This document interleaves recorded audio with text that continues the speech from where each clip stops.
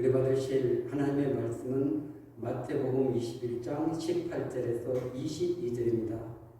이른 아침에 성으로 들어오실 때에 시장하신지라 길가에서 한 무화과나무를 보시고 그리로 가사 잎사귀밖에 아무것도 찾지 못하시고 나무에게 이르시되 이제부터 영원토록 내가 열매를 맺지 못하리라 하시니 무화과나무가 고마는지라 제자들이 보고 이상히 여겨 이르되 무화과나무가 어찌하여 고만하나이까.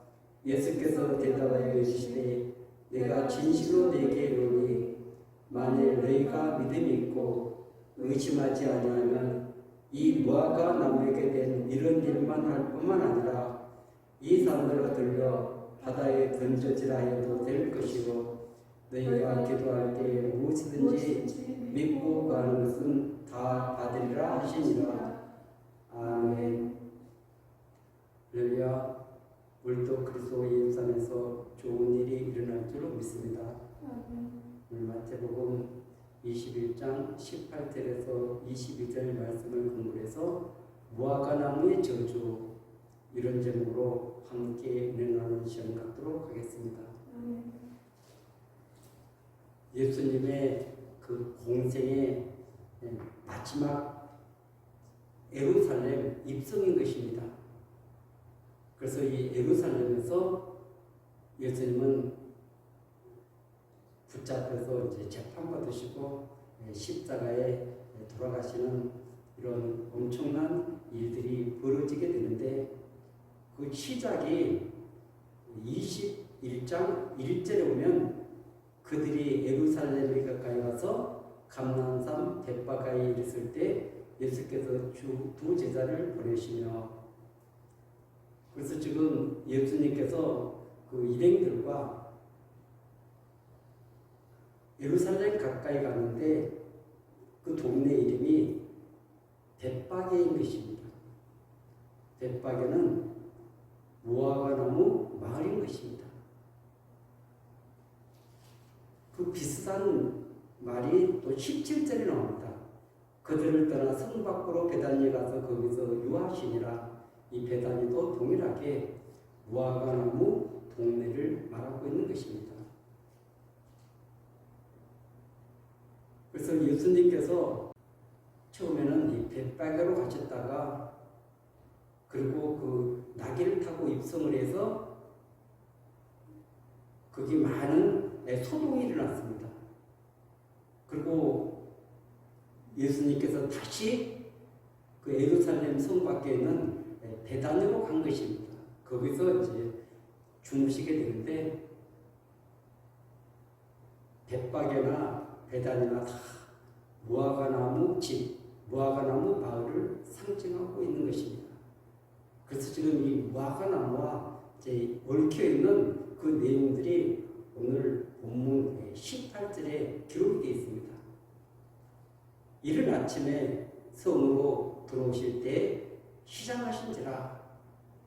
지금 베다니에서 유하셨다가 이른 아침에 지금 예루살렘으로 이제 들어오실 때 일어난 사건인 것입니다. 근데 이 예수님께서 그 길가에 한 무화과나무를 보시고 잎사귀밖에 아무것도 찾지 못하시고 나무에 계시되 이제부터 영원토록 내가 열매를 맺지 못하라 하시니 무화과나무가 곧 마른지라. 아멘. 지금 이 무화과나무는 첫 번째 열매가 있고 두 번째 열매가 있는 것입니다. 그래서 이 첫 번째 맺는 열매는 상품 값어치가 없으니까 그 주인들이 따는 것이 아니라 나그네들, 가난하고 헐벗은 사람들이 그것을 따먹는 것입니다. 따먹고 나면은 거기 이제 품질 좋은 그런 무화과가 맺혀지게 된 것입니다. 근데 예수님은 지금 그 무화과 때도 아닌데, 열매 맺을 때도 아닌데 가서 보시고 열매 없는 것을 보시고 예수님께서 영원토록 내가 열매를 맺지 못하리라, 참 엄청난 말씀을 하고 계시는 것입니다. 그럼 뭐가 나옵니까? 좀 열매를 맺지 못했으면 내년이나 그 다음에 좀 맺을 수 있도록 주님께서 이렇게 배려해야 되시는데, 그러지 않으시는 모습을 보게 되는 거죠. 그렇다면 이 사건은 무엇을 의미하는지를 우리가 알아야 되는 것입니다. 깨달아야 되는 것입니다. 그것은 마지막 심판 때를 말하고 있는 것입니다. 왜냐하면 그 마지막 때 그 준비되지 않는 사람, 그 열매 맺지 않는 이런 영혼들은 이렇게 그 영원한 그 주님의 나라에 들어갈 수 없다는 것을 말씀하고 있는 것입니다. 아니, 지금 때가 아닌데요. 그런데 주님은 그들에게 충분한 때를 이렇게 예비해 주신 것입니다. 준비할 수 있는 시간을 주신 것입니다. 그런데 그들은 무엇을 어떻게 준비해서 그 나라에 들어가는지를 알지 못하고 깨닫지 못했기 때문에 지금 주님이 저주했던 것을 알 수 있습니다. 그래서 이 나무는 생명을 말하고 있는 것입니다. 그 생명이 지금 말라버렸다. 그것은 얼마나 참 끔찍한 일입니까? 그래서 예수님께서 그 마지막 예루살렘 입성에서 여러 가지 비유들을 가지고 말씀을 하고 있는 것입니다. 28절에서 32절까지는 두 아들의 비유입니다. 이 두 아들의 비유는 간단한 것입니다. 어떤 사람이 두 아들이 있는데 그 큰 아들에게 가서 오늘 가서 포도원에 가서 일 좀 하라. 그랬는데 큰 아들은 예 가겠습니다 하고 가지 않았다는 것입니다. 그런데 이 둘째 아들에게 똑같이 말했는데 둘째 아들은 첫 번째 가지 않겠습니다. 그러다가 나중에 뉘우치고 갔다는 이야기인 것입니다. 그래서 이 비유를 통해서 주님은 31절에 이렇게 말씀하십니다. 그들 중에 누가 아버지의 뜻대로 하였느냐 이르되 둘째 아들이니이다. 예수께서 그들에게 이르시되 내가 진실로 너에게 이르노니 세리와 장녀들이 너희보다 먼저 하나님의 나라에 들어가리라. 아멘. 그래서 누가 하나님의 뜻대로 하였느냐? 지금 여기에 등장하는 서기관, 바리새인 이 사람들은 세리 이런 창녀들에 비해서 엄청난 차이가 있는 사람들입니다. 그런데도 불구하고 지금 그들은 들어가지 못하고 엉뚱한 그 이방인들이 버림받은 그들이 정말 손가락질하고 상종다 자르던 이런 사람들이 하나님의 나라에 들어간다는 것입니다. 그것은 그냥 그들이 그냥 이렇게 고백을 했기 때문에 들어간 것이 아닌 것입니다. 성경에서는 믿음으로 의롭다는 자들이 성령을 통해서 그 믿음을 가지고 그 죄 용서를 받고 그리고 회개하고 그런 성령의 열매를 맺는 자들이 이런 영광을 누린다는 것을 여러 비유를 통해서 지금 주님은 말씀하고 있는 것입니다.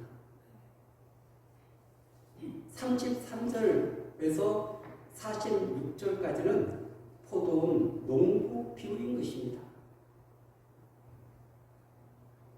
그래서 33절에 보면 다른 한 비유를 들으라. 한 집주인이 포도원을 만들어 산울타리를 들고 거기에 집자는 틀을 만들고 망대를 짓고 농부들에게 세를 주고 타국에 갔더니 얼마나 자상한 그런 주인입니까? 포도원을 만들었죠. 산울타리를 둘러서 이런 외부의 침입이 없도록 막았죠.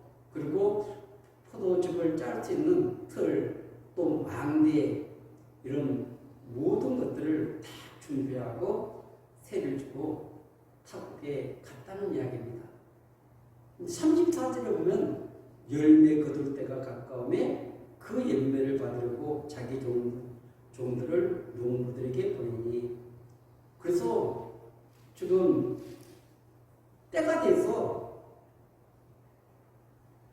세를 받기 위해서 종들을 보냈는데 그 종들을 잡아서 심히 때리고 하나는 죽이고 하나는 돌로 치고 그리고 또 종들을 보냅니다.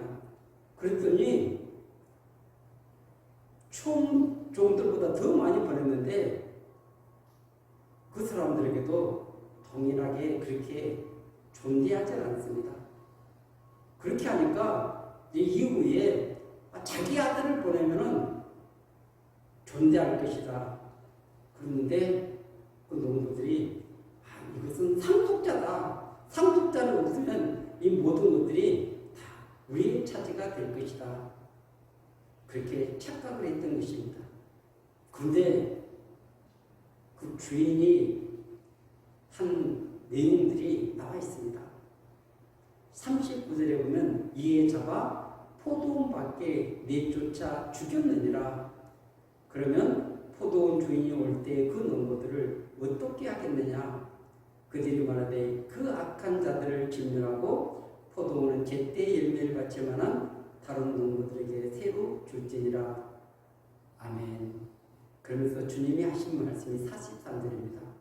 그러므로 내가 너희에게 이르노니 하나님의 나라를 너희는 빼앗기고 그 나라에 열매 맺는 백성이 받으리라. 아멘. 그래서 주님이 지금 그 포도원 그 농부들, 악한 농부들 이들에게서는 빼앗고 그리고 그 나라에 열매 맺는 백성들이 그 포도원 그 영원한 하나님의 나라를 누리게 된다는 것입니다. 그뿐만 아니라 또 22장에 가면은 혼인잔치 비유가 또 등장하고 있습니다. 그것은 천국은 마치 자기 아들을 위하여 혼인잔치를 베푼 어떤 임금과 같으니, 그래서 천국은 지금 혼인잔치를 베푸는 어떤 임금과 같다. 그 하나님 나라를 이렇게 혼인잔치에 엄청나게 많이 이렇게 비유를 많이 해놨습니다. 근데 그 엄청난 그 은혜의 잔치에 종들을 보냈는데, 초청장을 보냈는데 그들이 오기를 싫어했다고 기록되어 있습니다. 그 옷차는 다 준비되었는데 모든 그런 잔치 준비는 다 갖추어져 있는데 손님들이 오지 않는 것입니다. 그래서 그 사람들의 뭐 핑계를 보면은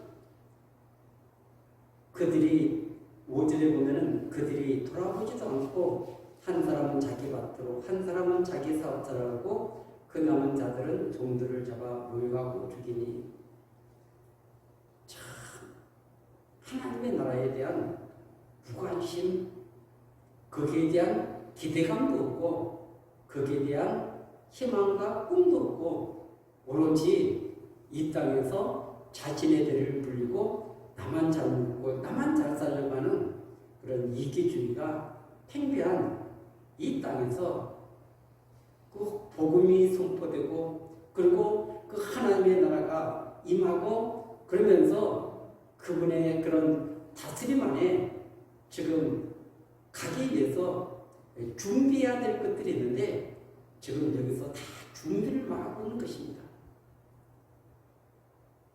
그래서 준비된 사람들은 보냈던 사람들은 오지 못하고 길거리 사거리는 온 세상을 다 말하고 있는 것입니다. 그래서 지금 악한 자나 선한 자나 만나는 대로 들어와서 혼인집에 손님이 가득 있는데 그 임금이 그 손들을 보러 왔는데 그게 예복을 입지 않은 사람이 있었습니다. 그래서 어찌하여 예복을 입지 않고 여기 들어왔느냐 그런 아무 말도 하지 못했습니다. 그러니까 임금이 사관들에게 말하되 그 손발을 묶고 바깥 어두운 데 던져라 거기서 슬피 울며 이를 가르게 되리라 하리니 14절은 결론입니다. 청함을 받은 자는 많되 택함을 입은 자는 적으니라. 아멘. 초청을 받은 사람은 너무 많았습니다. 그러나 선택을 받은 사람은 너무 적다는 말씀을 하고 있는 것입니다. 여러분, 주님은 미리 2000년부터 지금 준비할 수 있는 시간들을 허락하고 계시는 것입니다. 여러분, 이 의의 예복 우리가 한번 입었다고 그 안 더러워집니까? 우리는 재성을 가졌기 때문에 날마다 이런 의복이 더러워지는 것입니다.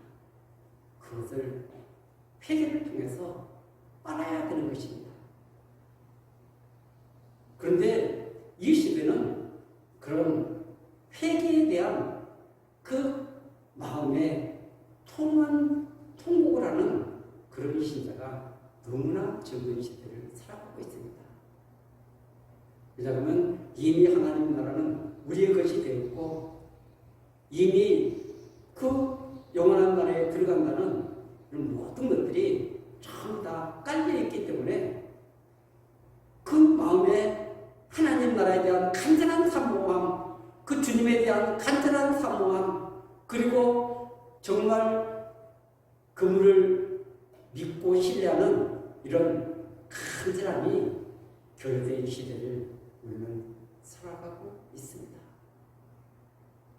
주님이 보셨을 때 너무나 안타까운 지금 이 시대를 당연한 말씀드린 것입니다. 여러분, 주님은 기준을 정해놓지 않고 무조건 이렇게 보내고 저렇게 보내고 그렇게 하실 리가 있겠습니까? 왜냐하면 그 기준이 없으면 수많은 사람들이 이의를 제기하고 반발할 수 있기 때문에 그렇습니다. 물론 그분이 주권 앞에 그 누구도 이렇게 반발할 수 없겠지만 그러나 이런 기준이 없다면 그 사람들이 충분히 이의를 제기할 수 있는 것입니다. 뭐 믿음 밖에 있는 사람들이야 그렇겠지만 그래도 나름대로 믿음 생활했다고 하는 사람들이 진짜 준비해야 될 것, 갖춰야 될 것이 무엇인지를 예수님은 미리 알려주고 계시는 것입니다. 그렇기 때문에 무화과 때가 지금 심판 때는 내가 좀 더 준비하겠습니다. 그런 시간이 주어지지 않는 것입니다. 그 마지막 때는 주님이 이제까지 그 모든 것들을 이렇게 해서 결론을 내리시기 때문에 이 말씀은 미리 준비하고 있으라고 말씀하고 있는 줄로 믿습니다. 그래서 우리는 지금 준비를 해야 되는데 무엇을 예복을 어떻게 준비해야 되는가 그리고 여기 열매를 어떻게 해서 맺을 수 있는 것인가? 그리고 누가 하나님의 뜻대로 이렇게 믿음으로 살아가고 있는가? 이런 것에는 관심이 없습니다.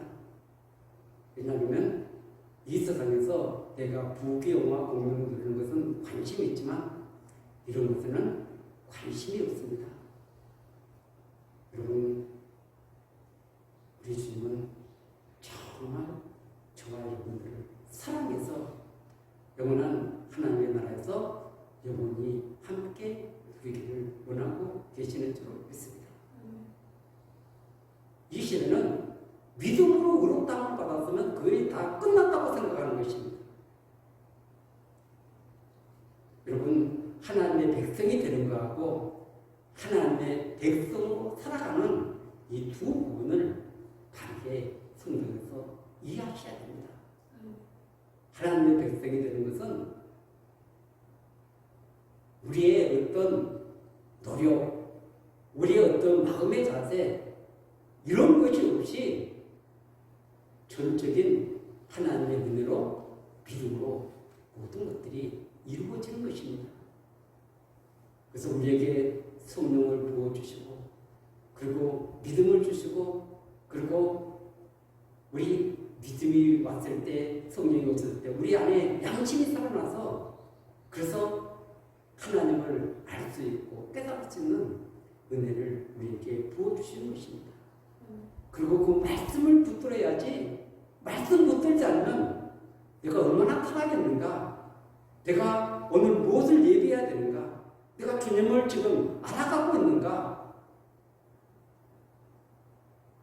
주님과 그 교제가 너무 중요한데 그것은 전부 다 뒷전에 놔두고 이 땅의 것만 바라보면서 오늘 살아가고 있는 저와 여러분들이 다시 한번 말씀으로 돌아가야 됩니다.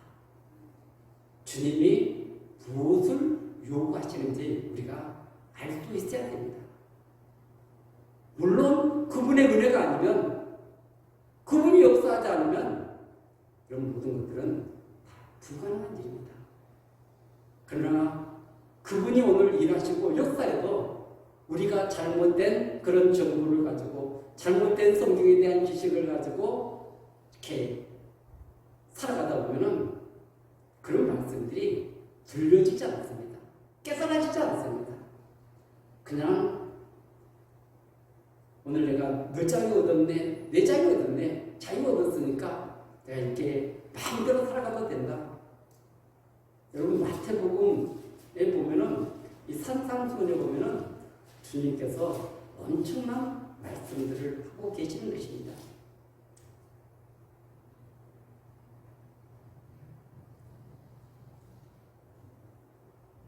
마태복음 5장 48절에 보면 그러므로 하늘에 계신 너희 아버지의 온전하신 것 같이 너희도 온전하라.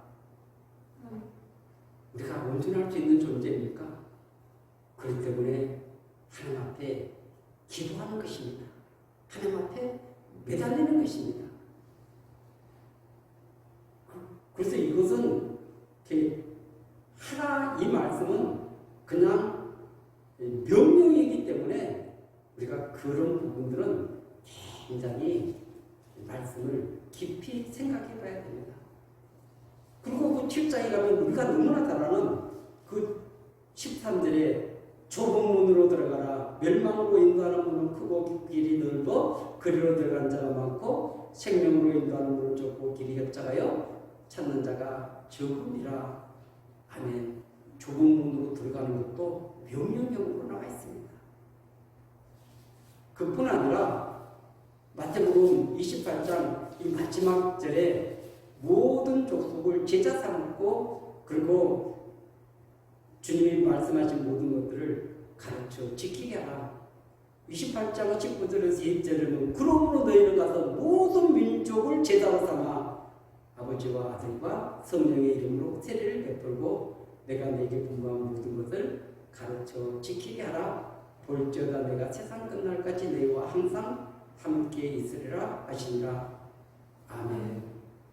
그래서 이런 부분들은 유명으로 되어 있습니다. 그렇기 때문에 여러분들이 그냥 한 귀로 듣고 한 귀로 흘려버려서는 절대 안 되는 가슴에 새겨야 될 말씀인 줄 믿습니다. 왜냐하면 그분이 세상 끝날까지 함께 하시겠다고 약속해주고 계신 것입니다. 그분께서 함께 하시면서 그분께서 이루어가지만 우리가 잘못된 그런 성경에 대한 선입관, 이 성경에 대한 잘못된 정보, 많은 이 잘못된 이것을 가지고 대하다 보니까 정말 간절함이 사라진 시대를 살아가고 있습니다. 애통함이 사라진 시대를 살아가고 있습니다. 우리 마음속에 회개가 사라진 시대를 우리는 살아가고 있습니다. 이런 잃어버렸던 것들을 다시 한번 회복해야 될 줄 믿습니다. 오늘 마태복음 21장 21절, 22절은 기도에 대해서 나와 있습니다. 여러분, 우리 힘으로 할 수 없기 때문에 우리는 하나님 앞에 반드시 기도해야 될 줄 믿습니다. 기도할 때 하나님이 힘을 주십니다. 위로를 주십니다. 용기를 주십니다. 능력을 주십니다. 그래서 그런 모든 것들을 할 수 있도록 은혜를 부어주시는데 특별히 저와 여러분들 성령의 열매를 맺어야 될 줄 믿습니다. 성령의 열매를 맺으면 풍율, 자비, 사랑, 환영 이런 많은 열매들을 맺게 되면 그 주님과 또 이웃과의 관계 속에서 아름다운 화목을 이루는 복된 역사가 있게 될 줄 믿습니다. 우리 또 주님의 주는 이 말씀 안에서 승리하는 저와 여러분들이 되시길